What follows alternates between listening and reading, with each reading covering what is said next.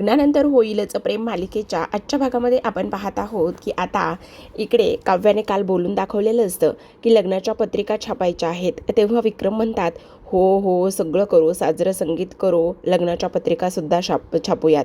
तेव्हा शारदा म्हणत असते, मी काय म्हणते मानिनी वहिनी, आता लग्नाच्या पत्रिका छापायच्यात म्हटल्यावर गुरुजींना तर बोलावंच लागेल ना. तेवढ्यातच गुरुजी हजर झालेले असतात. गुरुजी म्हणत असतात, हो त्याची काही गरज नाही, गुरुजी आलेले आहेत. असं म्हणता क्षणी सगळ्यांचं लक्ष आलेल्या गुरुजींकडे जातं. आता जेव्हा गुरुजीला पाहता क्षणी हे लोकांच्या पोटात अक्षरशः गोळा चाललेला असतो. कारण गुरुजी कधी काय येतील आणि कधी काय बोलतील हे मात्र कोणालाही सांगता येण्यासारखं नाही. तेव्हा सर्वजण म्हणत असतात, गुरुजींचं नाव काढलं आणि गुरुजी हजर झाले. त्याच वेळेला गुरुजी म्हणत असतात, खरं तर ह्या कुटुंबाचं आणि माझं एक वेगळंच नातं आहे. जेव्हा जेव्हा मला संकेत मिळतात की ह्या कुटुंबाला माझी गरज आहे तेव्हा तेव्हा मी इथे हजरच होतो. त्याच वेळेला मानिनी म्हणत असते, बरं मी काय म्हणते गुरुजी, तुम्ही आलात ती अतिशय उत्तम गोष्ट केलेली आहे. बसा, मी तुमच्याकरिता चहा घेऊन येते. असं म्हणून मानिनी गुरुजींसाठी चहा आणायला निघून जाते. त्याच वेळेला आपण पाहतो की आता गुरुजी आल्यानंतर सगळेजण पाहत असतात. हे चौघी जण एका बाजूला बसलेले असतात. आता जीवा म्हणत असतो, हे गुरुजी आले ना तर माझ्या तर पोटातच गोळा येतो बाबा. तेव्हा काव्यासुद्धा म्हणत असते, हो ना. तर आता पार्थ म्हणत असतो, खरं तर अगदीच बरोबर आहे. म्हणजे तसं पाहायला गेलं ना तर इकडे एखादी टॉपची एक्झाम देणं सोपं, पण ह्या गुरुजींचे भाकीत सॉल्व करणं आणि ह्यांनी घातलेली कोडी सॉल्व करणं हे फारच कठीण आहे. आता येऊन काय नवीन भाकीत सांगतेत ना काहीच कळत नाही. त्यावर नंदिनी म्हणत असते, हे काय विचार करताय तुम्ही, ते गुरुजी आहेत, गुरुजींबद्दल असं बोलणं शोभतं का तुम्हाला, शांत बसा बरं, काही वेगळं होणार नाही. असं नंदिनी म्हणत असते आणि नंदिनी ह्या चौघांनाही आता समजावण्याचं काम करत असते. कारण नंदिनीचा खरं पाहायला गेलं तर गुरुजी आणि ह्या सर्व गोष्टीवर फारच विश्वास असतो आणि त्याचमुळे ती ह्या सर्व काही गोष्टी आता इथे बोलून दाखवत असते. आता आपण पाहतो की हे सगळं काही बोलल्यानंतर मानिनी लगेचच गुरुजींकरिता चहा घेऊन आलेली असते. ती म्हणत असते, गुरुजी हा घ्या, तुमच्याकरिता फक्कड असा चहा बनवून आणलेला आहे. त्याच वेळेला गुरुजी चहा घेतात आणि त्यानंतर आता गुरुजीला मानिनी म्हणत असते, मी काय म्हणते गुरुजी, आता आम्ही पुन्हा पोरांच्या लग्नाचा हा जो काही शुभ मुहूर्त काढला आहे, म्हणजे करायचं योजीला आहे, त्याकरिता एक छान असा मुहूर्त काढून द्या. तेव्हा आता पुन्हा एकदा नंदिनी म्हणत असते, गुरुजी मी काय म्हणते, ह्या लग्नामध्ये काही विघ्न वगैरे ह्या सर्व गोष्टी येणार नाही आहेत ना, म्हणजे हे जे काही लग्न आहे ते व्यवस्थित पार पडेल ना. त्याच वेळेला आता गुरुजी म्हणत असतात, अजिबात नाही, हे लग्नामध्ये अजिबात कोणतेही विधी येणार नाही आहेत, हे लग्न व्यवस्थित पार पडेल. पण मानिनी गाफील राहू नकोस. हे बघ, जुनी दुखणी अजून बरी झालेली नाही आहेत, त्यामुळे मला काय बरोबर ना. वसुताई आणि रम्या, तेव्हा त्या दोघीजणी सगळं काही ऐकून पाहतच असतात. तेव्हा वसू म्हणत असते, गुरुजी मलासुद्धा तुमच्याशी थोडंसं महत्त्वाच्या विषयावर बोलायचं आहे. त्यावर गुरुजी म्हणत असतात, हो मलासुद्धा तुमच्याशी बोलायचंच आहे. त्यावर आता मानिनी म्हणत असते, काय झालं गुरुजी, तुम्ही तर सर्वांसमोर नाही बोलू शकत का. त्याच वेळेला गुरुजी म्हणत असतात, नाही, मला फक्त वसुताई आणि त्याचबरोबर रम्या ह्या दोघींशीच बोलायचं आहे. आता इकडे रम्या म्हणत असते, गुरुजी आमच्याशी तुम्हाला काय बोलायचं आहे. त्याच वेळेला आता लगेचच मानिनी, गुरुजी आणि त्याचबरोबर रम्या हे तिघेही जण वसूच्या खोलीमध्ये जातात. वसू म्हणत असते, गुरुजी इथे बोलण्यापेक्षा आपण आपल्या खोलीमध्ये जाऊयात का.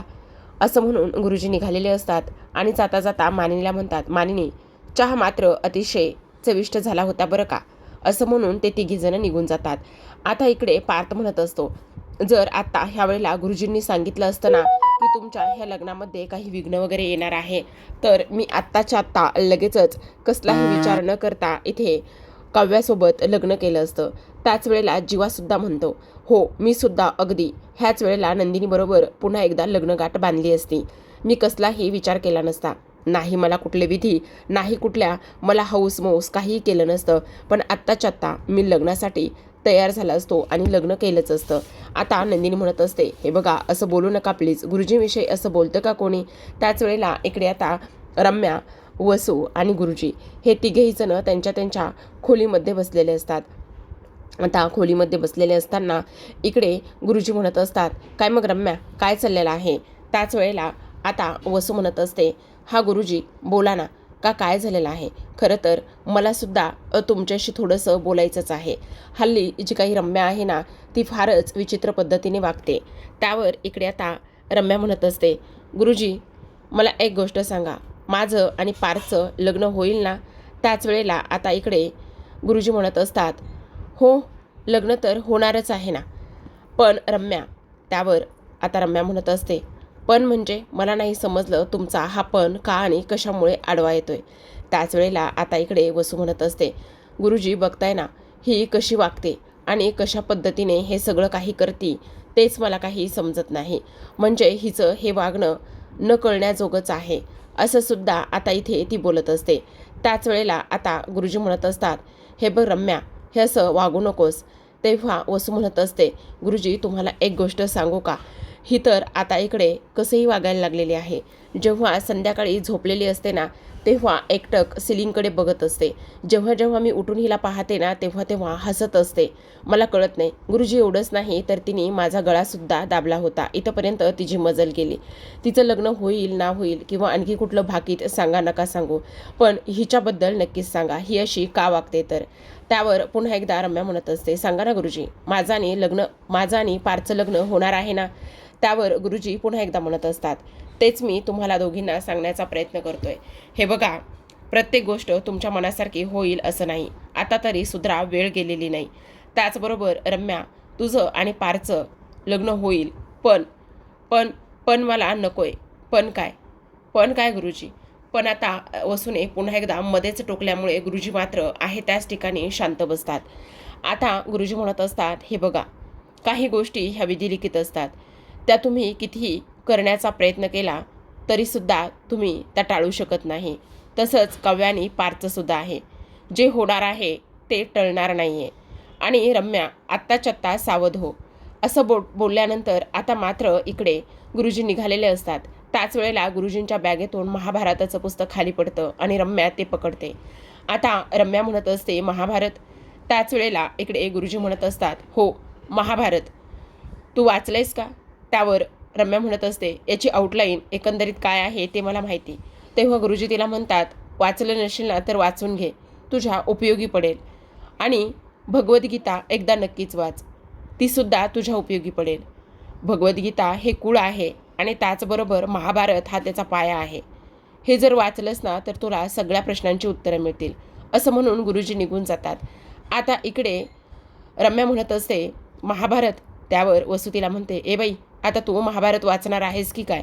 तेव्हा रम्या पुस्तक हातात घेऊन म्हणत असते, नाही, महाभारत मी वाचणार नाही तर महाभारत मी घडवणार आहे. आता इकडे वसू म्हणत असते, बाई, हिच्या राज्यामध्ये मी जिवंत राहणार आहे की नाही हे सुद्धा मला कळत नाही.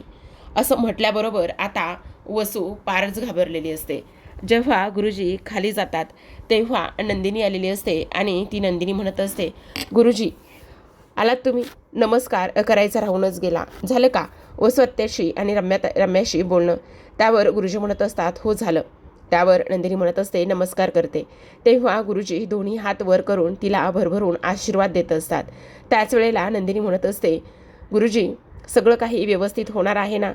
सर्व प्रश्नांची उत्तरं सुटतील ना?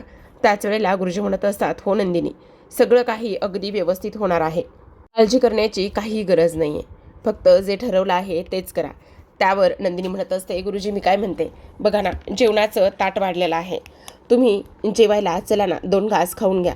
त्यावर गुरुजी म्हणत असतात, आत्ता ह्या वेळेला नाही नंदिनी, आत्ता ह्या वेळेला खूप घाईत आहे, दुसऱ्या वेळी येईल तेव्हा नक्कीच जेवेल. त्यावर नंदिनी म्हणत असते, गुरुजी 2 घास खाल्ले असते तर बरं झालं असतं, सगळं काही तयार आहे. पण आता इकडे गुरुजी नंदिनीला नमस्कार करतात आणि तिथून निघायच्या तयारीमध्ये असतात. आता सगळेजण निघून गेल्यानंतर इकडे जेवण वगैरे झाल्यानंतर आपली हे चौघेही जण इकडे लग्नपत्रिकेसाठी मिरॅकल पत्रिका डिझायनिंग या ऑफिसमध्ये जाऊन पोहोचलेले असतात.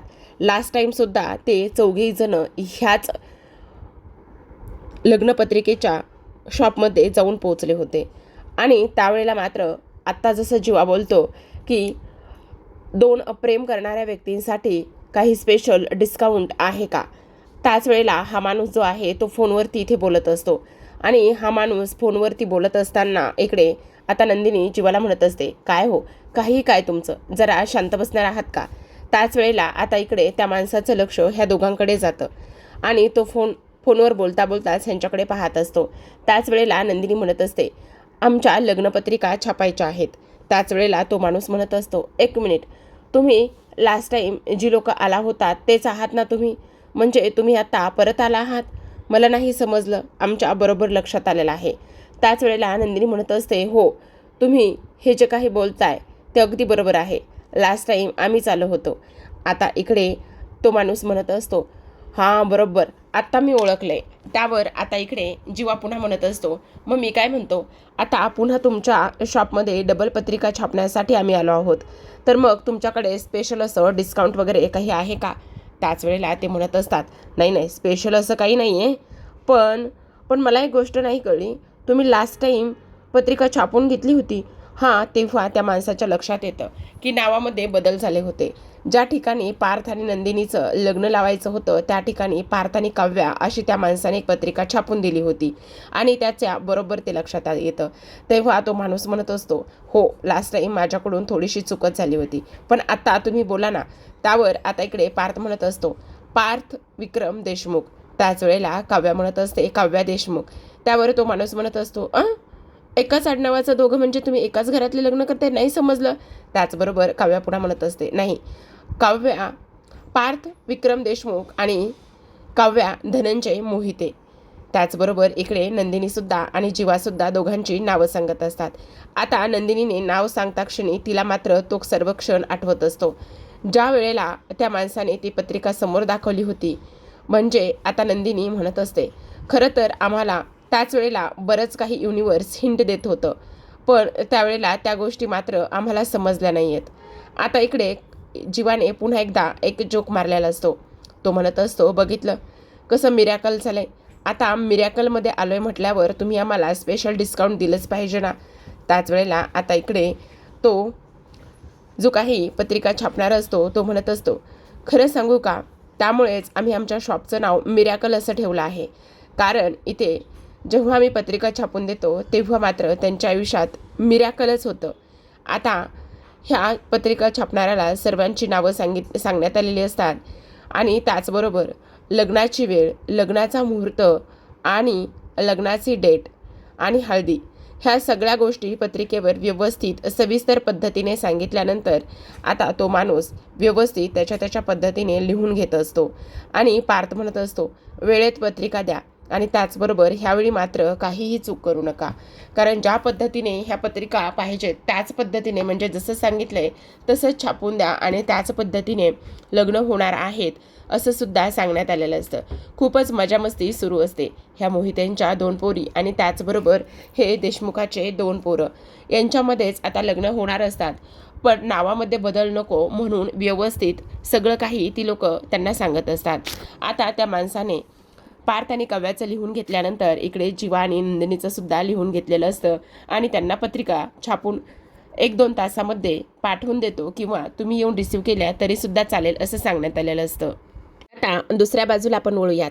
दुसऱ्या बाजूला मानिनीने जे त्यांचे रेग्युलर साड्यावाले आहेत त्यांना घरीच बोलावून घेतलेलं असतं. ते दादा छान छान सुंदर सुंदर अशा साड्या घेऊन घरी चाललेले असतात. त्याच वेळेला नंदिनी आणि काव्याचा हा बस्ता असतो, त्यामुळे इथे आश्रमातल्या सुद्धा दोघी तिघी आलेल्या असतात. रेखाताई आलेल्या असतात, त्याचबरोबर चित्रा ह्या सुद्धा आलेल्या असतात. आता नंदिनीने खूपच गोल्डन रंगाची सुंदर अशी साडी नेसून ती आलेली असते. आता जीवा मस्त मखाने एन्जॉय करत असतो. आता नंदिनी म्हणत असते, जीवा तुम्ही इथेच थांबणार आहात का? तुम्ही मला साड्या सिलेक्ट करण्यासाठी मदत करणार नाही आहात का? त्यावर जीवा म्हणत असतो, अगं मखानेवाली, अगं म्हणजे मी इथे मखाना एन्जॉय करतो, तू तिथे मस्त साड्या सिलेक्ट कर. खरं तर तू मला दुरूनच साडी एक एक दाखव, मी असा मखाण्यासारखा तुला कोणती आवडते आणि कोणती नाही, कोणती घ्यायची आणि कोणती नाही ते सांगतो, तू जा. असं म्हणून नंदिनी तिथे जाऊन बसते. त्याच वेळेला आता इकडे रम्या असते आणि रम्या म्हणत असते, खूप छान छान आणि सुंदर सुंदर साड्या दाखवा बरं का. आता इकडे काव्या आणि त्याचबरोबर पार्थ हे दोघेही जण आलेले असतात. तेव्हा रम्या म्हणत असते, बघा दुसरीसुद्धा आलेली आहे. खरं तर हे आमच्या दोघी जणी खास आणि सुंदर अशा नवऱ्या आहेत, त्यांच्यासाठी सुद्धा आपल्याला साड्या घ्यायच्या आहेत. त्याच वेळेला काव्या म्हणत असते, देशमुख काय करताय तुम्ही? तुम्ही मला मदत करणार नाही आहात का? चला ना तुम्ही, चला ना. त्यावर पार्थ म्हणत असतो, कव्या काय करताय हे तुम्ही? मला तिथे घेऊन काय करणार आहात तुम्ही? म्हणजे हे बघा, मी तिथे नाही येऊ शकत कारण सगळ्या लेडीज आहेत आणि मी तिथे येऊन काय करणार आहे सांगा बरं. त्याच वेळेला आता इकडे काव्या म्हणत असते, ठीक आहे असू दे.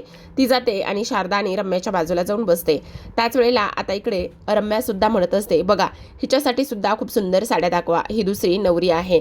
आता काव्या म्हणत असते, बघा छान सुंदर आणि आम्ही दोघी जणी छान उठून दिसो अशा साड्या मला घ्यायच्या आहेत. आता नंदिनी सुद्धा म्हणत असते, हो तर छान छान आणि सुंदर सुंदर साड्या दाखवा. आता इकडे नंदिनी रम्याला म्हणत असते, रम्या तू सुद्धा छान अशी साडी घे बरं का. आता इकडे चित्रा म्हणत असते, खरं तर माझं कन्यादान जीवा आणि त्याचबरोबर नंदिनीताई ह्या दोघांनी सुद्धा केलं आहे, म्हणूनच मी आता लग्नासाठी ह्यांच्याकडे 2 दिवस आलेले आहे.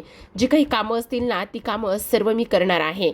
आता रेखा सुद्धा म्हणत असते, खरं तर नंदिनीचं लग्न पहिल्या वेळेस कसं झालं हे आपल्या सर्वांना माहिती, पण आता म्हणूनच मी इथे पुन्हा एकदा सगळं काही एन्जॉय करायला आणि सगळ्या गोष्टी पाहण्यासाठी आलेले आहे. काही जरी झालं ना तरी सुद्धा हे लग्न मी फारच छान पद्धतीने एन्जॉय करणार आहे असं इकडे ती म्हणत असते. आता काव्याने एक साडी अंगावर टाकलेली असते आणि ती इकडे पार्थला विचारत असते की ही साडी कशी दिसते म्हणून, पण पार्थ दुरूनच खुणावत असतो की नाही छान दिसत. सेम त्याच पद्धतीने नंदिनीचं सुद्धा दुसऱ्या बाजूला सुरू असतं. नंदिनी सुद्धा अगदी त्याच पद्धतीने एक साडी अंगावर टाकून जीवाला विचारत असते की ही साडी कशी दिसते म्हणून. आता तिकडून जीवा सुद्धा खुणावत असतो की नाही ही सुद्धा साडी तुझ्यावर सूट होत नाही, ही सुद्धा साडी तुला अजिबात छान दिसत नाही असं आता इकडे तो सांगत असतो. आता ह्या सर्व काही गोष्टी ते होत असताना आपण पाहतो की ह्या मानिनीचं आणि शारदाचं लक्ष त्या दोघांकडे जातं. आता मानिनी आणि शारदा दोघीजणी एकमेकींना खुणावत असतात कारण नंदिनी सुद्धा इकडे कसलंही लक्ष ह्या लोकांकडे नसतं, पण लक्ष नसताना सुद्धा तिचं बरोबर जीवाला विचारणं सुरू असतं की ही साडी मला कशी दिसते, ती साडी मला कशी दिसते, हे सगळं ती विचारत असते. आता पार्थने एक निंबू हातामध्ये घेतलेला असतो आणि तो काव्याला खुणावत असतो की ही साडी छान आहे, म्हणजे खरं तर त्याने बहुतेक ती साडी ना तिच्या हळदीसाठी सिलेक्ट केलेली असावी. आता इकडे मानिनी म्हणत असते, बघा बघा काय चाललेलं आहे तिकडे. त्याच वेळेला ह्या तिघींचंही लक्ष तिकडे जातं आणि ह्या तिघींचंही लक्ष तिकडे गेल्यानंतर आता खरं तर मानिनी म्हणत असते, ए मेल्यांनो तिकडे काय करताय, चला इकडे या, देशमुखांचे चेले कुठले, बसा इथे येऊन असं म्हणून त्या दोघांनाही तिथे बोलवत असते.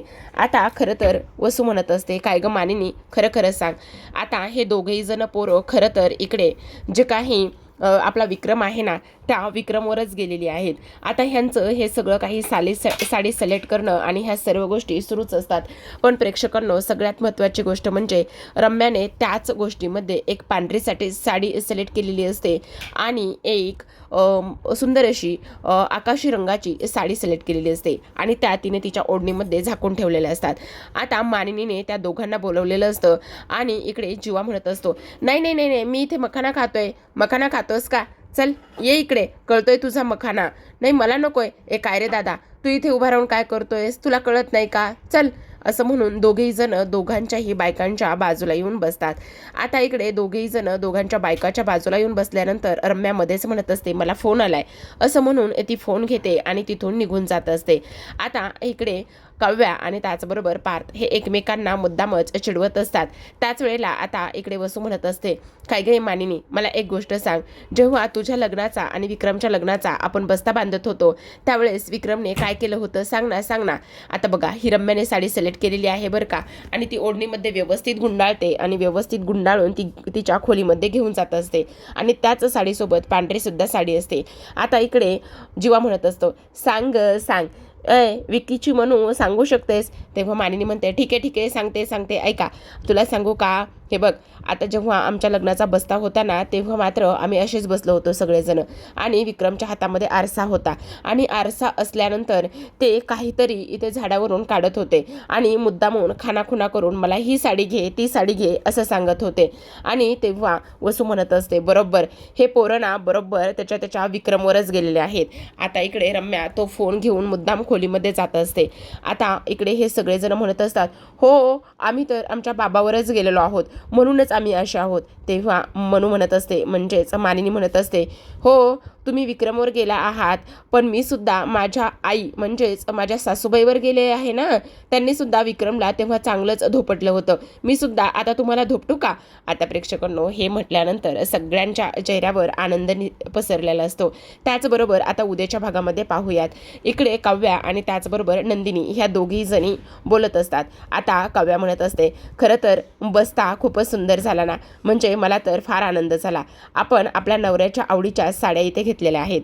तेव्हा नंदिनी म्हणत असते, हो ग, मला सुद्धा जीवाने साडी सिलेक्ट करण्यासाठी फार मदत केली. असं म्हणून दोघी जणी आनंदाने एकमेकींच्या गळाभेट घेऊन हसत असतात.